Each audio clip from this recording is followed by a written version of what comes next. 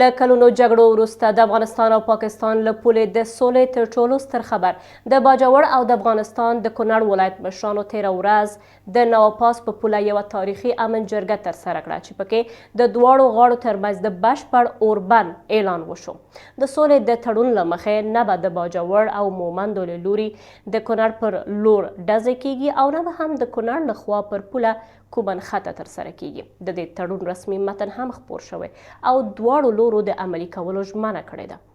دواړو غاړو مشران به هر 3 میاشتې وروسته سره راټولیږي څو د سولې وضعیت وڅېړي، ستونزې حل کړي او امن فضا نور هم پیاوړې او بهتره کړي. نور حال د باجوړ له سیمه ییز خبریال زاهد خان څخه واورئ.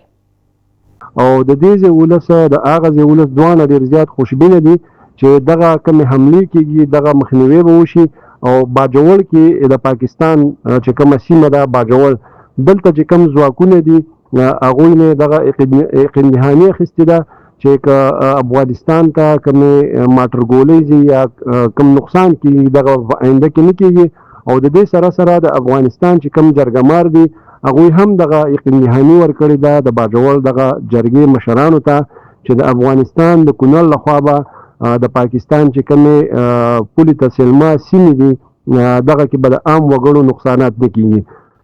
مننه زاهد خان. که څه هم تر دې وړاندې په بېلابېلو سیمو کې ورته ناسته شوي دي خو وضعیت بیا هم ستونزمن پاتې شوی او اوس به کتل دا وي چې آیا رښتیا هم دا تاریخي اوربند د پولې دواړو غاړو ته تلپاتې سوله راولي که نه.